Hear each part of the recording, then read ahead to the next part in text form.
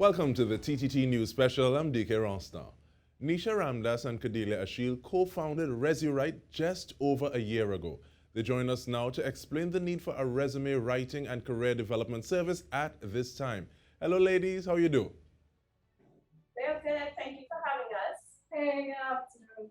Our pleasure. Now Kadelia, I want you to start off by giving us an overview of ResuWrite.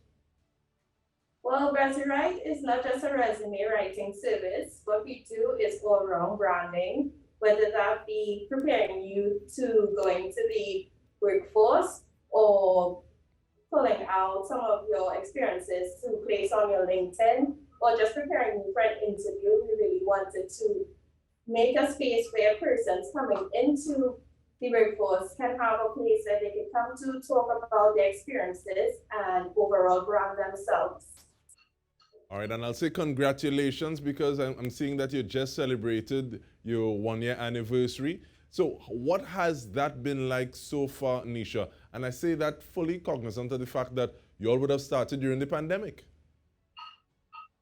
So most would think pandemic would be an awkward time to start a small business, but we thought this is the perfect time because during the downtime, it's a great opportunity for individuals to just come in and rebrand themselves, revamp their resumes, like cover letters, get into LinkedIn, so that, this is a really, really good time to just take some time to go ahead and rebrand yourself. And ladies, I'll ask this to both of you now. What are some of the benefits, or should I start to ask for definitions? Because sometimes someone would say, but what's the difference? A CV is a professional bio, is a resume. It's not really anything different than telling you about myself on a piece of paper. How do you answer that person? Well, we usually give a brief description of what a CV versus a resume is. So persons who have an extensive experience background with 10 plus years, we usually recommend a CV because we can pull all of their experiences, pull out highlights, really get into what they've done and how it made them how it built the career that they have today. Usually the resume, we usually recommend to recent graduates and persons who have less than 5 years of experience. So in that way, we can pull out some of their experience educational wise and also where they want to be in the next 5 years. And one of the things I smile at is two people may have the exact same experience, but one looks so different from the other because of how they've presented themselves on paper. So what is the first step in terms of saying, okay, well, I want to approach ResuWrite to deal with my brand? How does that take place? It's a very, very, very, very simple step that you have to take. You could just message us on any form of social media, which includes Facebook, Twitter, LinkedIn, Instagram, and you shoot us a message. And from there, we always invite everyone that messages us to a free mini virtual consult. Because most times you think you know what you want, and then sometimes it may not apply to you, or you can get something even bigger than that. So the same thing ties back with the resume, CV debate. Some people may want to add on LinkedIn after speaking to us. So the first step with us is always a message followed by a virtual consult.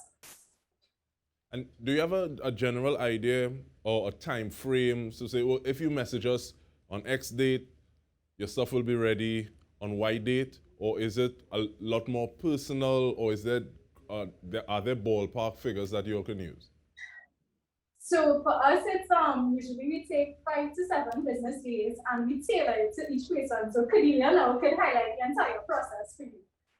Yeah, so usually we go through a pre-consultation and then we reach out to you by giving you a Google folder link for you to basically dump all your past resumes, your cover letters, certificates, anything that you want us to pull information from. And we take about 3 to 4 days to comb through that and put it together for you. You have 2 reviews. So after the first review, we will meet together 2 days after that, and we will finalize everything. And is there a ideal client that you all have in mind? Who's the type of person you think you're catering your services more towards?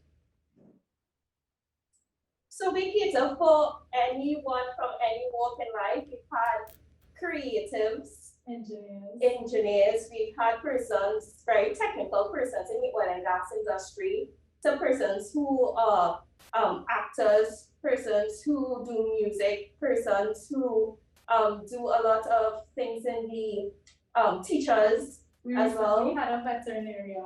Yeah. So we have a wide range of clients. And looking, I like the fact that you were able to give that breakdown of usually a CV would be 10 plus years, resume less than 5 years. What are some of the things in terms of having conversation with a client? Because sometimes there may be something that someone is very proud of, but then having a conversation with them saying that, okay, well, the fact that you are possibly aiming for something that is outside of this skill set or this niche, you may not want to keep that on the resume for this time around. What do conversations like that look like? Honestly, we don't like to leave out experiences because some people think, okay, because I've been an admin, how could I apply for another job? When in reality, the skills that you learn at that admin job could contribute to you learning and getting more experience to qualify for another job. So it's not about leaving out things per se, it's about structuring things in such a way where you could pull out these skills and these trainings that you've done and get it into your new resume so that you can qualify for a higher position. And I like that because I saw a post, I think, where you had something like normal statement or normal verb, action word, and then instead of using this can be a stronger thing to use, a stronger statement, a stronger way to put this or structure it using your word. What are some of those examples? So we have actionable keywords that we usually pull out. So we wouldn't want you to say, I write minutes and do reports for my manager. We want to say that you manage 4 sessions with the management team and coordinated all reporting to upper management. So it's just a placement of words and making sure that you use actionable words and verbs in order to showcase what you've done. I feel like I'm taking some notes right now. But it's one thing to have a resume or CV that looking nice. You feel like a superhero. But you said your service carries someone further than that. Because it's all well and good, like I said, to have a nice CV or a nice resume, and then you're in front of somebody and you boil down like Baji when it's the interview process. So do you take individuals through that process as well? So what we tend to do before we even get into the interview prep, if someone opts for that, what we tend to do is we want you integrated into the process of creating your resume. So we don't want just, like, let's say you come to us, we don't want TK on paper and TK in person to be totally different people, right? We want you integrated throughout the whole process. That's why we incorporate you in our reviews. And that way you can become more confident in what you have on paper, so that you would go into the interview in that mindset that you had before, where Kadelia said, well, I record minutes for this meeting. No, you're going into that mindset where you executed this and you coordinated that and you managed and you planned. You're making me feel like an athlete. I'm visualizing it. I'm seeing it.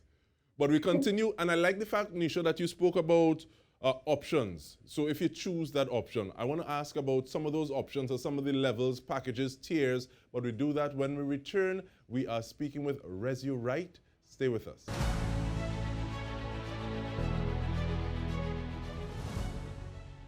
Welcome back. We are speaking with co-founders of ResuWrite, Kadelia, Achille, and Neisha, Ramdass. Just before we went to the break, we started exploring the fact that there are different options or different levels, different packages. Ladies, give me a little itemization of what are some of those packages that are on offer. Thank you.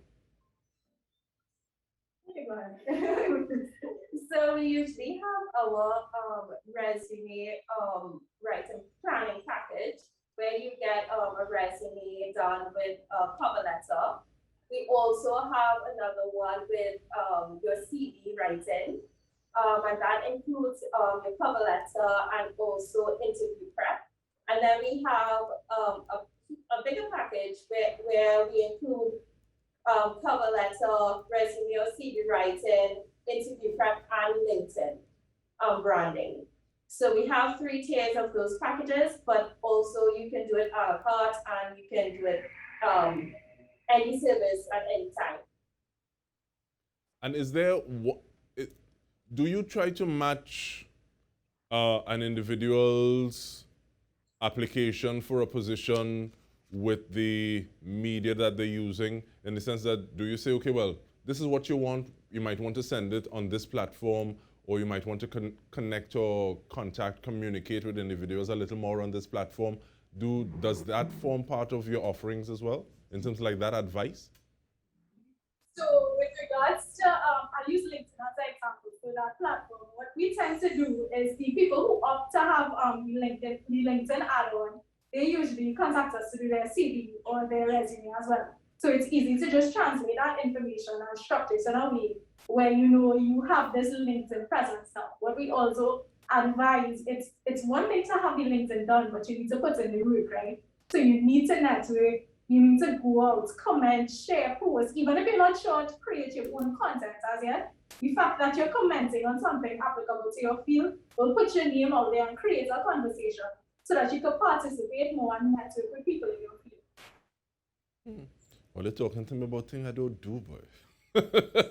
But also though, in terms of checklists, and we start from the tier of the resume, what are some of those things? Okay, well, your resume has to have this. These are some of the things you need to actually like tick off and say, do I have this? Do I have that? What are some of those things we're looking at? Well, we can tell you some of the don'ts and some of the do's. So, like, 3 of the don'ts we don't want you to have is like, if you're married, your exact address, you can put the area. Hobbies. Yeah, you don't need to add in your hobbies either. What you do need to have is a summary and not an objective. You want to separate your soft and technical skills. And you also don't want to put like 5 or 6 references. You can put them upon request. It is fine. And you can also include any affiliations that you've had. Volunteering experience, if you're on a board or on a committee, if you're in an alumni association, those type of things. And then during this period where you see individuals building skills or possibly not getting an opportunity in their area that they would have built some expertise in, what is the sort of line we're trying to balance between seeking employment versus looking at a career? So a question we always ask in our mini consultations is, are you applying for a specific job, or is it a general document that you want to have, right? So if you're applying for a specific job, then that will go along the lines of, okay, we'll tailor this resume to this position. So we'll include the keywords, we go through job descriptions if they're available. We include keywords, key tasks that they need to have, that sort of thing, right? Whereas if it's a general document, what we tend to do is we give you something a little more in-depth. So based on the position you want to apply for in the future, you can then break apart and take what you need, leave out what you don't, and that way you have an all-encompassing document there at your disposal. Okay, now in terms of using what you need and taking on what you don't, that brings me back to the point you were making about commenting on things possibly on social media, getting your name out there, having people say, okay, well, this is somebody that I want to see what their thoughts are on this. What is that sort of balance, fine line that individuals, persons need to look at now? Because so much more of our lives is taking place on digital platforms. So is it that I get to be myself a little less, or I get to show myself a little less because I want to be someone that people look at a little more and say, okay, well, yes, we can hire this person. They're not posting themselves in possibly, I don't know, compromising positions or having certain perceptions or views on certain issues that are going on. How do you coach people, or how do you advise people to traverse the digital pathways now? So we always tell our clients that, you know, the resume or CV, what we're doing is basically branding you on paper. You have to take it the rest of the way. So you have to go into the interview, you have to show your personality, you have to be able to sell also and meet us halfway with your branding. And that will include whatever you are posting on social media, what you're aligning yourself with. Branding is not just about getting a job or being able to have a career. It's about what you're putting out there and what other people are going to choose to align themselves with. And the best way to do that is being yourself, but also taking into consideration your surroundings, the communities you want to be in, and the people that it will eventually affect. Now, at the beginning of these visuals, we see someone saying, "I look wonderful on paper." I'm wondering what has the feedback been like over this year in terms of the persons whose lives you've literally touched with this enterprise that you all have just started. Honestly, the feedback was way more than we expected. We knew that it was a service that was required. But everyone that we come into contact with and we do this report, they tell us that you don't know how much I needed this. Because one thing people struggle to do is put themselves onto paper. That is one thing people struggle with all the time. And they're like, you don't know how much we needed this service. Apart from that, what literally connects with us is that we get to see so many cool things that our clients have accomplished, and to us that is amazing to see these things on paper. And then also afterwards, when we get that message or we get that call, hey, I got through the job, hey, I got through the position at school, hey, I'm on the board. These things really, really warm our hearts because we form connections with these clients through always talking to them. We want them to get these jobs, we want them to get these positions. So that feedback, honestly, is what drives us to go further and further. I'm wondering, what is it going to look like after the pandemic when you all have more things to do, you're going out a little more? Because I believe your work, ResuWrite, is not your only field of endeavor. So is it that there's a big pool of people that you can share the work between, or it's just that you all have your nose to the grindstone? What is that like? Well, right now it's this dual team that is grinding, and we're helping prisons. Eventually, if the demand does arise, we will have to branch out. But for now, we like that we get to engage with our clients and able to talk to them on a one-on-one level and be able to create such a comfortable environment for them to share what they've done and what they want to be. All right, and one of the posts that I saw that really made me want to reach out and have this conversation is not just the resume, not just the CV, not just the professional bio, but you've already gotten to the stage of the interview. The interview is on its last legs. But before you leave, there should be things that you, as the person being interviewed, broaches. So take us through that, thank you, in these 43 seconds we have.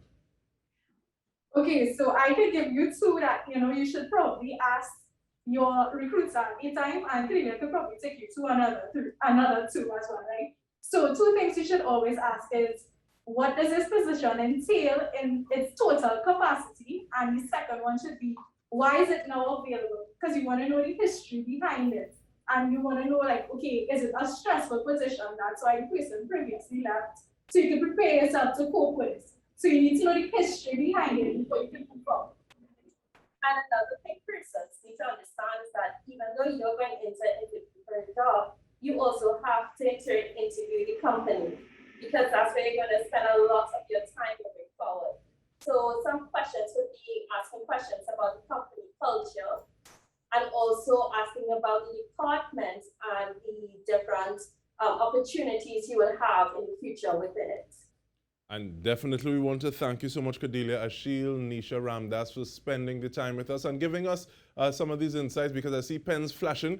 And on behalf of the entire news team, we want to thank you for tuning in to the TTT News Special. Have a good one.